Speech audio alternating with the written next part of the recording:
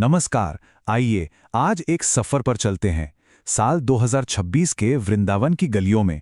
हम यहाँ सिर्फ एक शहर को नहीं देख रहे, बल्कि ये समझने की कोशिश कर रहे हैं कि कैसे एक इतनी प्राचीन जगह आज की तेज रफ्तार दुनिया के साथ कदम से कदम मिलाकर चल रही है। हमारा मकसद, जैसा कि इस लाइन में कहा गया है, कृष्ण की इस हमेशा से चली आ रही लीला भूमि के आज के अनुभव को महसूस करना है। मतलब हम सिर्फ इतिहास के पन्ने नहीं पलटेंगे, नहीं, बल्कि हम आज के वृंदावन की उस धड़कन को, उस एनर्जी को पकड़ने की कोशिश करेंगे जिसे वाकई में महसूस किया जा सकता है। तो चलिए इसकी गहराई में उतरते हैं। देखिए, किसी भी जगह के एक दिन को समझने के लिए पहले उसकी आत्मा को, उसके दिल को समझना जरूरी होता है ना। तो वृंदावन का दिल क्या है? ये है कृष्ण की क्रीड़ा स्थली का कॉन्सेप्ट। ये सिर्फ जमीन का एक टुकड़ा नहीं है, बल्कि एक जीती जागती आस्था है। ये वो जगह मानी जाती है जहां भगवान कृष्ण ने अपना बचपन गुजारा था, और इसी वजह से ये भूमि हमेशा के लिए दिव्य खेल और भक्ति का एक बड़ा केंद्र बन गई। तो चलिए अब वृंदावन में एक दिन की यात्रा शुरू करते हैं। हमारी कहानी शुरू होती है सुबह सुबह, सूरज उगने से ठीक पहले, एक आध्यात्मिक जागृति के समय से। जरा सोचिए, जैसे ही सूरज की पहली किरणें जमीन पर पड़ती हैं, हवा में एक अलग ही तरह की आध्यात्मिक ऊर्जा भर जाती है। ये कुछ ऐसा है जिसे शब्दों में बताना मुश्किल है, पर इसे वहां जाकर कोई भी महसूस कर सकता है। माहौल एकदम शांत होता है, लेकिन उस शांति में भी एक जबरदस्त शक्ति होती है। और ये सुबह का अनुभव कई हिस्सों में सामने आता है। दिन की शुरुआत होती है मंदिरों से आती घंटियों की एक मीठी आवाज से। फिर उसके बाद मंत्रों और सुबह की आरती की गूंज सुनाई देती है, और इन सब के साथ ताजे फूलों और अगरबत्ती की खुशबू हवा में घुलकर माहौल को और भी पवित्र बना देती है। अब जैसे जैसे सूरज आसमान में ऊपर चढ़ता है, शहर की एनर्जी भी बदलने लगती है।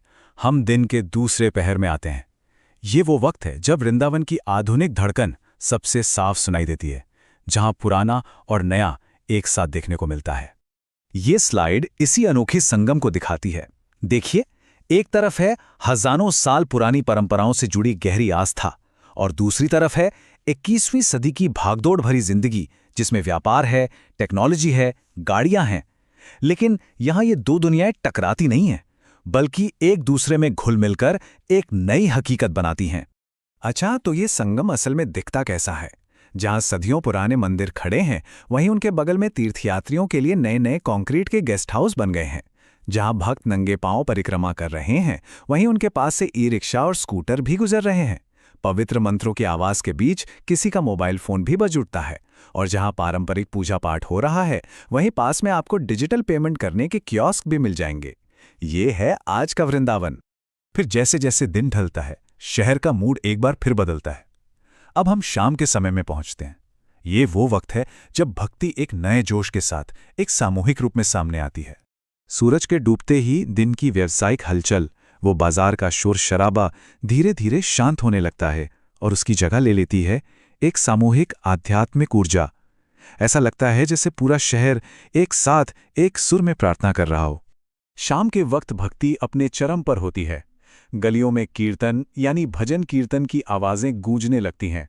हजारों लोग परिक्रमा करते हैं, मतलब पवित्र जगहों के चारों ओर पैदल चलकर अपनी श्रद्धा जताते हैं।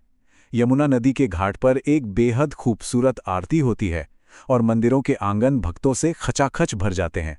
तो इस पूरी यात्रा से हम क्या सीखते हैं, क्या टेक अवे है? ये हमें वृंदावन की सबसे खास पहचान तक ले आता है। एक ऐसा लैंडस्केप जहां सब कुछ एक दूसरे से जुड़ा हुआ है, मिला हुआ है। वृंदावन की सबसे अनोखी बात यही है कि यहां गुजरा हुआ कल यानी अतीत सिर्फ एक याद नहीं है, वो आज की जीती जागती सच्चाई है जो वर्तमान के साथ साथ चलती है।